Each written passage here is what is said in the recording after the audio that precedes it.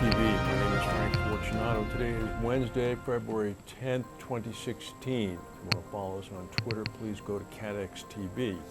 This is Ash Wednesday, the beginning of Lent in the Christian faith.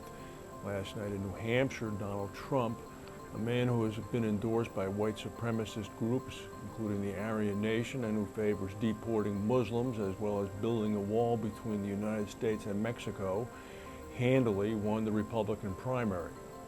Meanwhile, Bernie Sanders, a senator from Vermont, handily defeated the expected winner, Hillary Clinton. Both campaigns are now headed to South Carolina for the next primary, which I believe occurs next Tuesday. The big storm that walloped England is having some effects. This would be Storm Imogen, which still sees about 5,000 households without power. But what's happened now is that the Thames flood barrier to the east of London has been raised. The high river flow, coupled with a rising tide, has forced the Environmental Agency to shut the barrier today. The Thames barrier is one of the largest movable flood barriers in the world. It protects about 125 square kilometers of central London and about 1.25 million people from flooding. It stretches about 520 meters across the Thames River at Charlton, and each steel gate takes 10 to 15 minutes to close. The control room is manned 24 hours a day, 7 days a week. This closure marks the 176th time that the barrier has been shut in its 34-year history. A 6.3 magnitude earthquake struck Chile's central region earlier last night, shaking buildings as far away as the capital of Santiago. There were aftershocks as much as 5.2 and 5.3. There fortunately were no reports of any damage or injuries.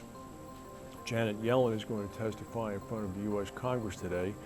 In an advance text of her prepared remarks, she says that tightening financial conditions driven by falling stock prices, uncertainty over China, and a global reassessment of credit risk could throw the U.S. economy off track from an otherwise solid course.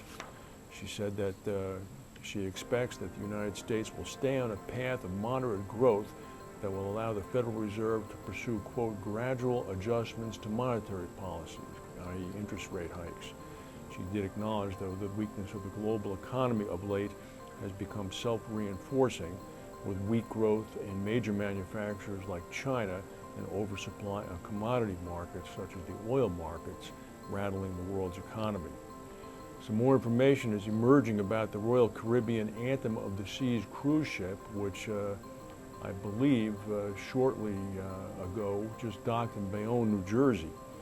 On February 6th, the cruise ship left Bayonne heading for the Bahamas and Florida. As we reported yesterday, it ran smack into a gigantic winter storm in the Atlantic. It caused damage to the ship and terror among the 4,100 passengers and 1,600-member crew. 30-foot waves and a 115-mile-per-hour hurricane-force winds pounded the ship for about 12 hours. Some passenger anecdotes are beginning to come now. Passengers were asked to return to their staterooms where they remained for 12 hours while the ship rode out the storm. Chairs, tables, pot planters, dishes, and furniture could be heard crashing outside the rooms as the ship thrashed around.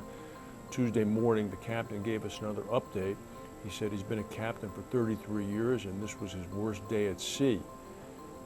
They were notified by the captain of potential rough weather on Sunday afternoon, but they didn't realize the severity of the storm until the captain came back on the speaker in a panicked voice and told everybody to go back to their stateroom.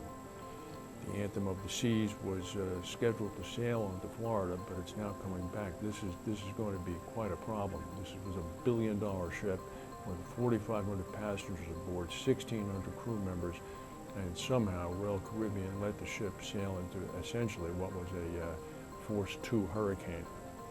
The Iranian oil minister is saying that his country is now ready to negotiate with Saudi Arabia and other OPEC members over the dire conditions in international oil markets. Something about the falling price of oil will usually bring anybody to their senses.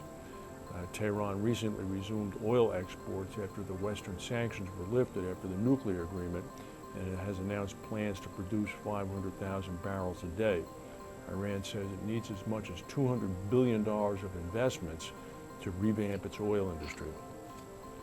Zurich Insurance Group, which has suffered a spate of tough luck all the way back from its losses with the Tianjin port explosion in China back in August, announced today that it's, quote, prepared to shrink some of its businesses after being caught off guard by the scale of claims it had to absorb last year. This is from the company's chief risk officer. She said, "We were surprised, obviously, by the poor underwriting results in the general insurance business. We need to either reprice, or if we can't get the right level of compensation to the risk, we should walk away from some risks." That's pretty much the standard procedure that you should be doing anyway. Volkswagen announced today that it's recalling 680,000 cars in the United States because of Takata-made airbags in them that could be defective. The recall affects models built between 2006 and 2014. It's going to end up resulting in a charge of about $380 million to Volkswagen. Of course, many recalls stemming from Takata airbags have been made across the auto industry. That's the news for today. If we have any breaking news, we'll come back and tell you. Thank you for watching, and we'll see you tomorrow.